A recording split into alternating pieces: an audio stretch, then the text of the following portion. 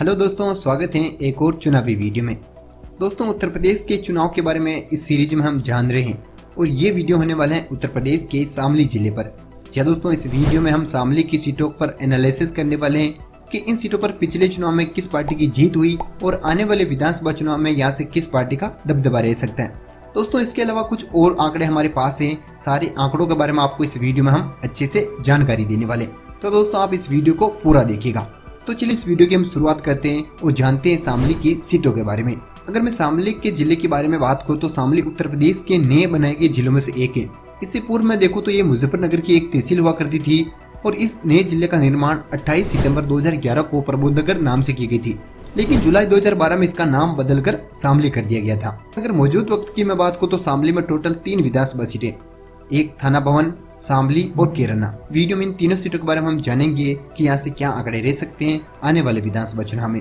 अगर शामली के टोटल मतदाता की मैं बात करूं तो वो टोटल है 7,46,000। क्या दोस्तों, जो कि तीनों विधानसभा क्षेत्र के अंतर्गत आते हैं और इस वीडियो में हम एक करके तीनों सीटों के बारे में डिटेल से जानने वाले। तो सबसे पहले हम जानते हैं शामली की पहली सीट थाना भवन के बारे में। क्या दोस्तों, अगर इस सीट के बारे में जाने तो भारतीय निर्वाचन आयोग के अनुसार यहाँ पर टोटल मतदाताओं की संख्या 2,85,142 है। थाना भवन सीट के बारे में बात करूँ तो यहाँ पर टोटल 1,58,780 पुरुष मतदाता है, जबकि 1,26,356 महिलाएं मतदाता है। अगर शामली की इस थाना भवन सीट के बारे में हम जातीय आंकड़े देखें तो यहाँ पर सबसे ज्यादा मतदाता मुस्लिम मतदाता है, उनकी संख्या 90,000 है। इसके अलावा दलित 60,000, जाट 42,000, ब्राह्मण मतदाता 14,000, ठाकुर 20,000 मतदाता है। इसके अलावा 21,000 सैनी मतदाता है। तो इसके अलावा अगर हम 2017 के चुनाव की तरफ हम चले कि 2017 में शामली की इस थाना भवन सीट से कौन जीता था, क्या आंकड़े रहे थे। 2017 की बात को तो यहाँ से भारतीय जनता पार्टी के सुरेश कुमार दूसरी बार जीतकर विधानसभा पहुंचे थे। तो उन्होंने बसपा के अब्दुल वारिस खान को हराया था। इस चुनाव में आपको बता दूं कि उन्हें 90,995 वोट मिले थे, जबकि दूसरे नंबर पर बसपा के उम्मीदवार अब्दुल वारिस को 74,178 वोट मिले थे। इसके अलावा इस सीट पर तीसरे नंबर की मैं बात करूं तो रालोदा के उम्मीदवार जावेद राव को 31,275 वोट मिले, जबकि अगर चौथे नंबर की मैं बात करूं तो वो समाजवादी पार्टी के प्रत्याशी थे सुधीर कुमार को, यहाँ से उन्हें 13,480 वोट ही मिले थे। यानी कि 2017 की बात करूं तो ये सीट बीजेपी के खाते में रही थी। लेकिन अगर 2012 के विधानसभा चुनाव के आंकड़े पर हम नजर डालें तो 2012 में भी ये सीट भाजपा के खाते में रही थी। 2012 में भी सुरेश कुमार भाजपा की तरफ से यहाँ से जीते थे, लेकिन इस चुनाव में काफी कांटे की टक्कर हमें देखने को मिली थी। क्या दोस्तों, उन्होंने रालोदा के अफसर अली खान को हराया था, लेकिन इस चुनाव में आपको बता दूं कि सुरेश कुमार को 53,719 वोट मिले थे। लेकिन जो दूसरे नंबर पर रहे थे अफसर अली खान, उन्हें भी 53,454 वोट मिले थे। यानी कि जो जीत का अंतर था 200 से कुछ ज्यादा ही वोटों का रहा था, कोई खास जीत का अंतर नहीं रहा था। जबकि तीसरे नंबर वाले को भी अब्दुल वारिस खान को भी 50,001 वोट मिला था। इसके अलावा चौथे नंबर पर समाजवादी पार्टी रही थी, यहाँ से उनके उम्मीदवार किरणपाल कश्यप को 10,198 वोट मिले थे। यानी कि दोनों बार समाजवादी पार्टी के उम्मीदवार यहाँ से चौथे नंबर पर रहे थे, जबकि दोनों बार 2012 और 2017 में ये सीट भाजपा के खाते में रही थी। दोस्तों, आपको बता दूं कि सुरेश कुमार ही वो एकमात्र उम्मीदवार थे जो कि लगातार 2 बार यहाँ से विधायक बने थे, वरना अब तक इस सीट का इतिहास रहा था कि कोई भी 2 बार यहाँ से विधायक नहीं बना था। 2017 में ये आंकड़ा टूटा था। चलिए अगर अगली सीट हम शामली की बात कर लेते हैं। शामली में टोटल मतदाताओं की मैं बात करूं तो टोटल मतदाता यहाँ है 2,76,329। इनमें से 1,55,203 पुरुष मतदाता हैं, जबकि 1,21,125 महिला मतदाता है। दोस्तों, शामली विधानसभा सीट पर हम जातीय आंकड़े भी देख लेते हैं। यहाँ पर सबसे ज्यादा 70,000 जाट मतदाता है, जबकि दूसरे नंबर पर इस सीट पर करीब मुस्लिम मतदाता आते हैं, जो उनकी संख्या 65,000 है। इसके अलावा इस सीट पर 24,000 कश्यप मतदाता हैं, 18,500 से अधिक गुजर मतदाता हैं, 12,500 ब्राह्मण मतदाता हैं, जबकि 30,000 वैश्य मतदाता हैं और 45,000 से अधिक दलित मतदाता इस सीट पर हैं। दोस्तों, इस सीट का पिछला रिकॉर्ड भी हम देख लेते हैं कि 2017 में यहाँ से कौन जीता था। 2017 की बात को तो इस सीट पर भाजपा के चेदेंद्र निर्वाल चुनाव जीतकर विधायक बने थे। इस चुनाव में उन्हें 70,085 वोट मिले थे, जबकि दूसरे नंबर पर कांग्रेस के प्रत्याशी पंकज मलिक रहे थे, जिन्हें 40,365 वोट मिले थे।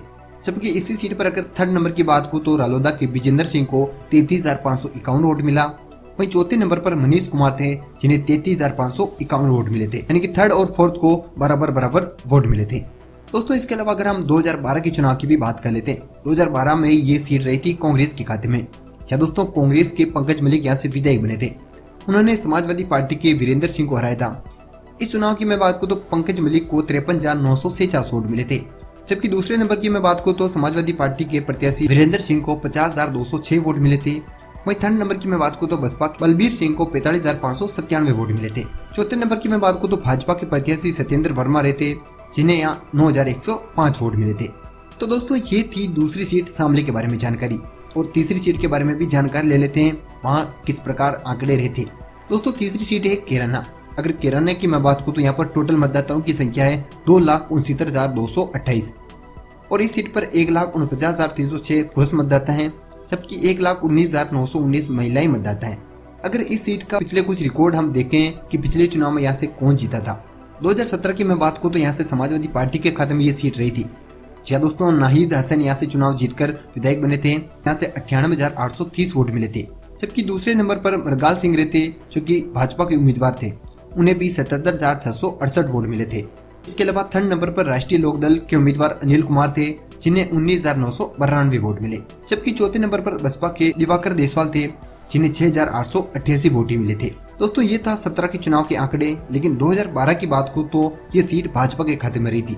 जी हाँ दोस्तों, आपको बता दूं कि 2012 के विधानसभा चुनाव में यहाँ से हुकुम सिंह को 80,293 वोट मिले थे। हुकुम सिंह भाजपा के एक बड़ा नेता थे, जबकि दूसरे नंबर पर बसपा के अनवर हसन थे, जिन्हें 60,750 वोट मिले थे 2012 में। थर्ड नंबर पर समाजवादी पार्टी के अयूब जंग थे, जिन्हें 21,267 वोट मिले थे, जबकि चौथे नंबर पर निर्दलीय प्रत्याशी अब्दुल अजीज थे, जिन्हें 5,862 वोट मिले। तो दोस्तों अगर हम तीनों सीटों की बात करें, पिछले कुछ रिकॉर्ड हमने देखें तो 2017 में बीजेपी को 2 सीट रही थी, जिनमें से थाना भवन और शामली शामिल है, जबकि 2017 में एक सीट यहाँ से सपा को गई थी, कैराना की सीट। इसके अलावा 2012 में भी बीजेपी को 2 सीट मिली थी, एक थाना भवन और एक कैराना, लेकिन यहाँ से 2012 में एक सीट कांग्रेस को गई थी, जो कि शामली की सीट थी। यानी कि 2012 में सपा और बसपा का खाता नहीं खुला था। दोस्तों अब हम बात करेंगे कि 2022 में यहाँ से किस प्रकार के आंकड़े रह सकते हैं, किस पार्टी को कितनी सीटें जा सकती है। लेकिन यहाँ की खास बात यह है कि यहाँ बीएसपी, एसपी, बीजेपी के अलावा रालोदा की भी अच्छी खासी पकड़ है। आपको बता दूं कि रालोदा पार्टी ने 2 बार यहाँ से संसदीय सीट भी निकाली, यानी कि लोकसभा का चुनाव भी जीता शामली से। तो आने वाले विधानसभा चुनाव में अनुमान लगाना बहुत ही मुश्किल नजर आ रहा है। दोस्तों चारों पार्टियों में कांटे की टक्कर इस बार देखने को मिल सकती है। अगर टोटल हम जातीय समीकरण देखें तो इन सीटों पर, तीनों सीटों पर जाट, गुज्जर, मुस्लिम और दलित मतदाता कहीं न कहीं सबसे ज्यादा प्रभावित करेंगे। तो और इन सीटों पर कहीं न कहीं किसान आंदोलन का हमें भी असर देखने को मिल सकता है, क्योंकि एक तो ये हरियाणा के पास है और दूसरा मुजफ्फरनगर से अलग हुआ जिला है। और आपको बता दूं कि उत्तर प्रदेश में सबसे ज्यादा असर किसान आंदोलन का वो मुजफ्फरनगर में देखने को मिल रहा है। राकेश टिकैत भी मुजफ्फरनगर से ही आते हैं। यानी कि हम ओवरऑल देखें तो इस बार का चुनाव बीजेपी के लिए तो आसान नहीं होगा। अगर दूसरी तरफ हम देखें तो सपा भी इन सीटों पर उतनी मजबूत नहीं है। इसके अलावा रालोदा भी मजबूत है और बीएसपी भी कुछ सीटों पर अच्छी खासी पकड़ उनकी भी है। तो यानी कि ओवरऑल हम देखें तो इन सभी सीटों पर, यानी कि तीनों सीटों पर चारों पार्टियों का दबदबा देखने को मिल सकता है। एक कांटे की टक्कर हमें देखने को मिल सकती है। सभी पार्टियां जातीय समीकरण को किस प्रकार देखती हैं और किसे टिकट देती हैं। दोस्तों अगर मैं आपसे पूछूं कि आपके हिसाब से इन 3 सीटों में से किस पार्टी को कितनी सीटें मिल सकती हैं, तो आपका अनुमान क्या कहेगा? वैसे एक अनुमान ही हम लगा सकते हैं, क्योंकि सटीक तो हम नहीं बता सकते। अगर सटीक हम बता सकते तो फिर चुनावी कराने की क्या जरूरत है, हम ही बता दें। क्योंकि बड़े बड़े न्यूज चैनल का जो ओपिनियन पोल, कुछ सर्वे सामने आते हैं, वो भी कहीं ना कई बार बिल्कुल फेल्ड साबित हो जाते। जैसे अगर मैं पश्चिम बंगाल की बात करूं, जहाँ कई बड़े बड़े न्यूज चैनल 150, 160, 200 तक बीजेपी को सीटें दे रहे थे, लेकिन जो परिणाम आए थे वो बिल्कुल उलट थे। बीजेपी को 80 सीटें तक ही मिली थी। यानी कि पूरी तरह से जो सर्वे थे वो फेल्ड साबित हुए थे पश्चिम बंगाल में। इसके अलावा कई सारे और भी मेरे पास उदाहरण हैं जहां पर सर्वे बिल्कुल गलत साबित हुए थे। यानी कि केवल एक मोटा मोटा अनुमान ही हम लगा पाएंगे कि यहाँ से कौन जीत सकते हैं। दोस्तों आप हमें कमेंट करके बताइए कि शामली की इन 3 सीटों में से किस पार्टी को कितनी सीटें मिलेगी। भाई दोस्तों हमारा ये वीडियो आपको कैसा लगा, हमारा एनालिसिस आंकड़े किस प्रकार है। दोस्तों इसके अलावा अगला वीडियो किस जिले पर आना चाहिए और हमें इस एनालिसिस में क्या क्या और ऐड करना चाहिए, हमें आप कमेंट करके बता सकते हैं। दोस्तों अनुमान लगाना बहुत ही मुश्किल नजर आ रहा है इन सीटों पर, और हम केवल एक अनुमान ही लगा पाएंगे तो कोई फायदा नहीं है अनुमान का। वो तो नतीजे के बाद ही पता चलेगा। हम केवल कुछ आंकड़े देख सकते हैं, कुछ जानकारी हम ले सकते हैं, जो कि आपको इस वीडियो में हमने अच्छे से बता दी। दोस्तों आपको वीडियो कैसा लगा ये कमेंट करके बताइए। हम एक एक करके उत्तर प्रदेश के सभी जिलों को कवर करने की कोशिश करें। इसके अलावा हमने और भी जिलों के बारे में वीडियो बना दिया है और आने वाले समय में और वीडियो आने वाले हैं। तो आप चैनल को सब्सक्राइब कर दीजिएगा और बेल आइकन को आप ऑन कर दीजिएगा, ताकि मैं जैसे वीडियो अपलोड करूं उसकी नोटिफिकेशन आप तक पहुंच जाए और जैसे आप वीडियो आए आप उस वीडियो को वॉच कर ले। दोस्तों आप अपनी राय देना ना भूलें। धन्यवाद दोस्तों।